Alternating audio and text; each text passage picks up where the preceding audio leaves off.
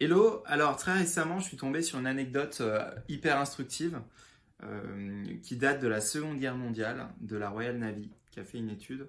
Et je pense qu'il y a un impact en fait, qu'il y a un intérêt en tout cas intellectuel pour la programmation informatique.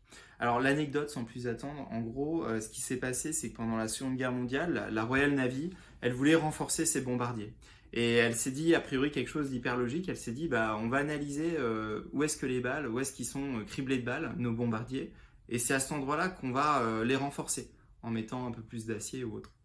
Et en fait, du coup, bah, ils sont tombés là sur ce petit schéma, hein. Ils sont tombés sur ce petit schéma, donc ils ont analysé où étaient les balles et ils ont renforcé à ces endroits-là. Sauf qu'en fait, en maths, c'est ce qu'on appelle le biais du survivant.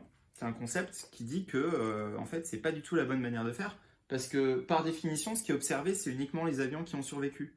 Donc en fait, le seul truc que ça prouvait, c'est que les avions qui recevaient les balles ici étaient capables de survivre.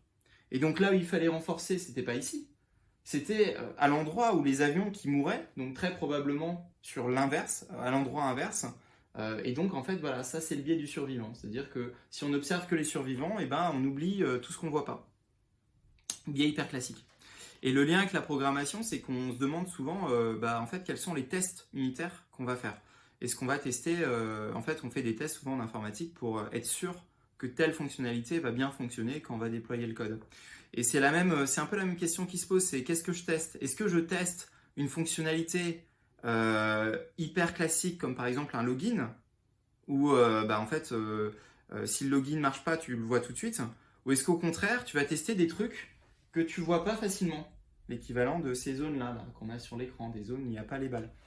Et du coup, récemment, ça m'a fait penser à une boîte qu'on a auditée qui nous a dit non, non, bah justement, nous, on n'a pas beaucoup de temps, on a fait quand même quelques tests unitaires, mais on a choisi de ne pas tester les logins, de tester au contraire des fonctionnalités qu'un humain ne va pas voir, les zones d'ombre en fait, de vraiment se concentrer sur les zones d'ombre, même si elles paraissent a priori sans information. Et donc voilà, je trouvais que le biais du survivant, c'était un concept assez intéressant aussi à appliquer aux tests unitaires en informatique, qu'il pouvait y avoir un lien et que j'ai essayé d'expliquer ici. Voilà, j'espère que ça vous a plu. Je ne sais pas si c'est à côté de la plaque, sans mauvais jeu de mots ou pas. N'hésitez pas à me le dire en commentaire.